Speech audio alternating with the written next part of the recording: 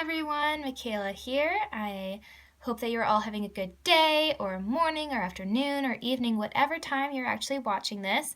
I just want to say thank you for taking the time and joining me today, or whatever time, like I said. All right, so what I'm going to be talking to you about today is what bluffing is and where it's used, what business bluffing is and where it's used, and why it's used, and then I'm going to be talking to you about why business bluffing is ethical. All right, so most of us know what bluffing is in terms of poker. It's used in order to deceive your opponents in order to win the hand, and then you'll make a lot of money. In business, bluffing is essentially the same thing. The point of all businesses is to be successful and to make money. And a lot of times, unless it's a monopoly, which is not legal, a business is going to have a competitor that's going to be selling a product that's very similar to them. And in order to differentiate themselves is a lot of times to cut cost. Now, how is that done? In a case in our book, there is an example of a producer of mouthwash, and it was claimed that this said mouthwash had a certain alcohol in it that was actually potentially harmful to the humans or the customers who would be consuming this. Now, why would this be done? Obviously, the alcohol was probably a cheaper option, and so by doing that, this particular manufacturer would be able to lower their cost and be at a more competitive advantage as compared to their said competitors. Because what customer is not going to want to go towards the cheaper option? However, the problem with this is that if this is true, that the alcohol used was actually harmful, then this particular manufacturer is going to lose loyal customers, because what customer is going to want to be able to trust a company that is lying to them and trying to harm them and possibly really knows that this is going to have these awful implications. So after that little example, why on earth would business bluffing be ethical? Well, it is and it isn't. As with most cases of ethics, there's always going to be a right way of doing things where it's considered okay, and then there's going to be a wrong way. So business bluffing is unethical if it is done in a way so as to harm another person knowingly or another competitor.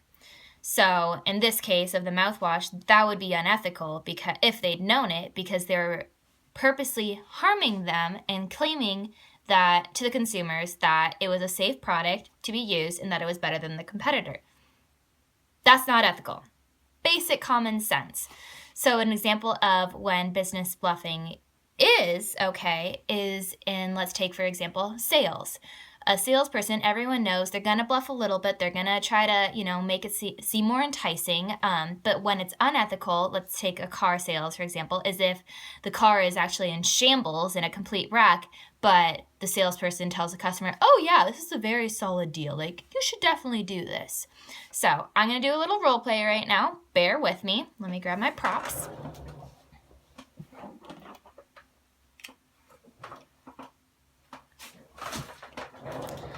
Hi there, how can I help you today? Oh, well, I would actually like to buy a shirt that I can wear for my interview tomorrow. Oh, do you have anything in mind? Have you seen anything in our store? What can I help you with in terms of what kind of interview? Well, awesome salesperson, I was looking at this shirt, and I think that is really good. I think it would make me stand out, and I think, it's really cute. So why would that not work for my interview? Well, I think that shirt, it would be very great for you. It would make you stand out, and I think that it would look very flattering on you. So yeah, why not use that for your interview? If you think that's good, I think it's good, and you'd look great in it, and you'd stand out. You would definitely leave a good impression. Oh, wow, thank you. I will definitely go buy that shirt, and I'm going to go tell the cash register that you helped me. Thank you so much for your help. All right, so what was the problem with that scenario? Is this shirt actually business professional and good for an interview? No. But what the salesperson was doing was they were bluffing and trying to make the sale by enticing the customer into wanting to purchase the shirt.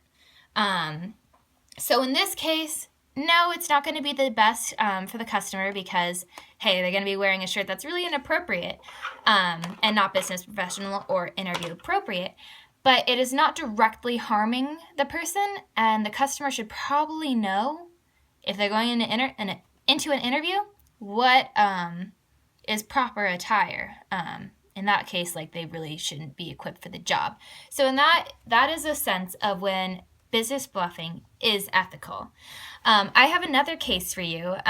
So Bombardier, I hope many of you know, is a aerospace corporation located in Toronto, Canada, and they are actually doing really poorly. Their stocks for the past month have been below $1, so they're a penny stock at this point, which is really bad. And so because they were trying to promote the C series, which is a certain commercial jet, which would they thought would be entering a market that wasn't there, and so they didn't anticipate that their competitors such as Boeing or Airbus would be able to catch up to them and produce a plane faster than them. So what Bombardier has done recently is they had claimed to stockholders and to the general public that they had enough funding in order to be able to complete the project, finish the planes, and be all good to go, which would make the company do better. Well, last week it was announced that the Quebec government was going to be bailing them out by like several $1 million. So what is that? That is bluffing, and that is unethical business bluffing. And the implications of this, of Bombardier doing this, is that the customers, the stockholders, the investors are not going to have trust in Bombardier anymore because they bluffed and lied. That was not right. Now the customers, such as like Alaska Airlines or Southwest Airlines, are not going to be able to trust that the company is going to be able to complete the project. So why would they pay a lot of money for Bombardier when they could just go with Boeing, which is a safer bet? So business bluffing, it's kind of a catch-22. You really got to think about what you're doing, what you're saying, the situation. I don't want to say just, use your morals, but it's kind of easy to tell when the bluffing is okay and when it's not. So anyways, I hope that this answered some of your questions, and I hope that everyone is very excited for our lesson plan on Monday. And please read the chapter because it's great. It's solid. So anyways, thank you. Bye.